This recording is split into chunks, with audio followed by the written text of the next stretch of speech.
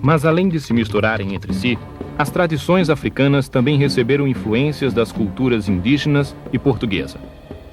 Esse cruzamento, que se conhece por sincretismo, é a base da criação de religiões como a Umbanda, o Catimbó e a Jurema nordestina.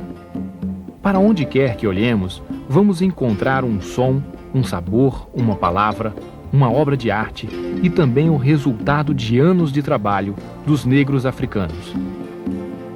E a influência africana está para além do que enxergamos no mundo visível, neste nosso Aie. Ela também orientou a nossa fé. Eu vivo o tempo inteiro com a realidade. Para mim, interagir com esse mundo que eu vejo e tendo a certeza, acreditando que o mundo que eu não vejo também está interagindo, aqui vocês não estão aqui por acaso, nós não estamos aqui por acaso. Há toda uma ancestralidade, não é, atuando para isso. Quer dizer, nós sempre nos conhecemos, apesar de nunca termos nos encontrado. E chega uma hora que a gente se encontra. Para mim isso é realidade, para mim isso não é magia, entendeu?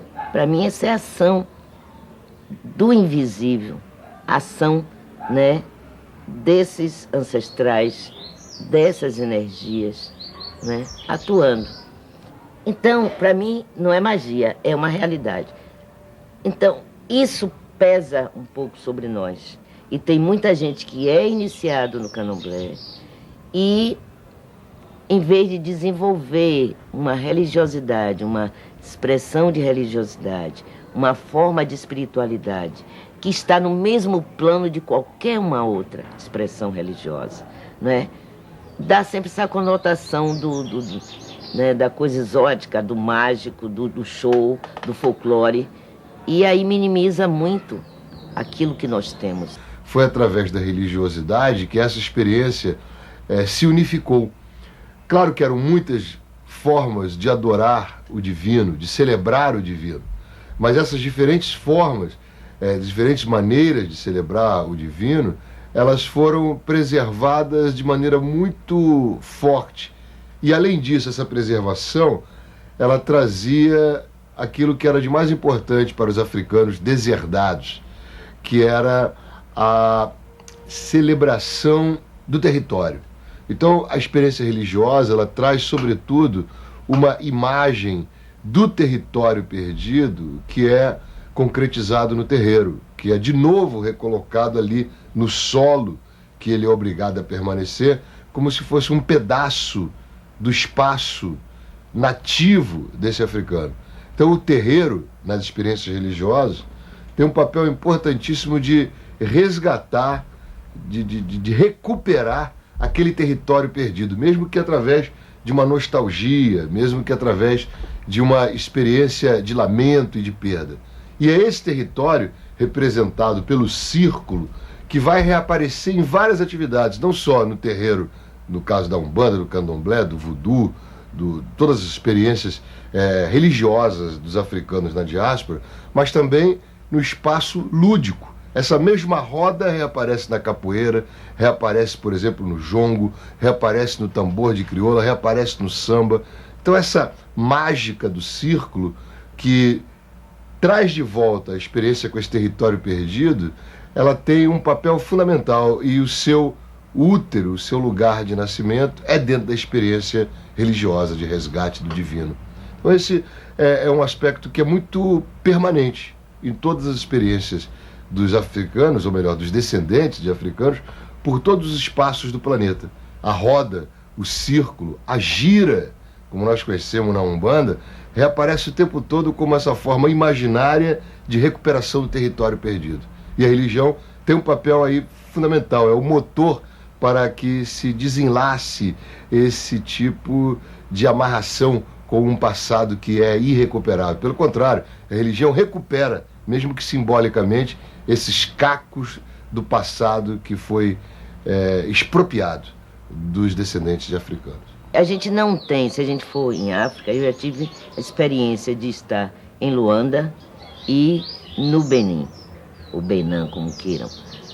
E você realmente sente, você vê, você consegue ver, não é? alguma coisa em relação ao culto do jeje que você tem aqui, né, ao culto do orixá, ao culto dos inquices, mas você não vê exatamente o candomblé como você vê no Brasil, na Bahia.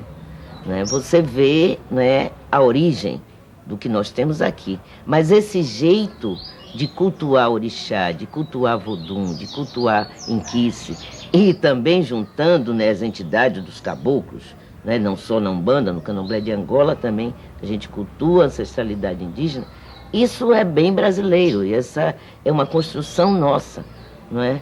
Agora, a gente buscou, né, dividir, né, entre nações exatamente para mostrar a predominância de determinada cultura africana que influenciou. Aí você vai ter, né, os candomblés de Angola, o Congo-Angola, a predominância, né, das culturas bantus, congos, lunda, luba, chokwe, quioko, quincongos, quimbundos e tantos outros. Então você vê nos candomblés Congo-Angola. Você vê a influência dos fons, né, que vieram do Daomé, do antigo Daomé, nos candomblés que nós chamamos jeje. E você vê a predominância, a influência iorubá, dos candomblé queto ou nagô, como queiram. Mas é uma recriação, uma reconstrução nossa. No fim do século XVIII, de cada 10 habitantes da cidade de Salvador, 6 eram negros. E desses 6, a metade, ou seja, 3, tinham vindo da atual Nigéria. Eram os iorubás, aqui chamados de nagôs. Apesar da religiosidade africana existir no nosso país desde a chegada do primeiro escravo, somente no século XIX que as religiões afro se organizaram de forma sistemática. Um marco desse movimento foi a abertura de terreiros, como a Casa Branca do Engenho Velho, o mais antigo da cidade de Salvador. O acontecimento realmente mais impressionante se dá a partir da década de 1830, que é quando o Império de Ioió, que era o estado iorubá mais desenvolvido, mais poderoso, ele sofre um ataque muito forte dos fundamentalistas islâmicos pelo norte. A capital, Oió-Ilê, é devastada, há uma migração para o sul, eles fundam uma nova capital, reestruturam o império em um território mais perto do litoral, e como já existia uma comunidade nagô e iorubá muito importante aqui na Bahia, eles mandam pessoas do primeiro escalão do Império de Ioió para reorganizar também a comunidade aqui na Bahia. Então, ou seja, nós temos ao mesmo tempo uma reestruturação do país iorubá lá, e ao mesmo tempo aqui na Bahia também fazendo parte dessa reestruturação. É aí nesse momento que chega Ianassô, que é considerada a fundadora da Casa Branca. O nome da Casa Branca é Ilê Axé Ianassô Oká.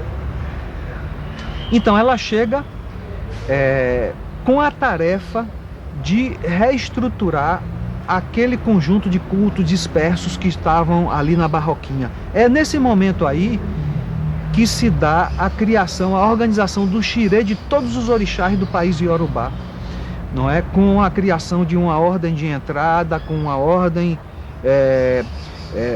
no círculo de dança sagrada, e também a organização da sociedade civil aqui, com a distribuição de cargos. Isso tudo se dá na Barroquinha. Ou seja, é o candomblé da Barroquinha que cria essa estrutura que nós conhecemos hoje como sendo a estrutura do grande candomblé da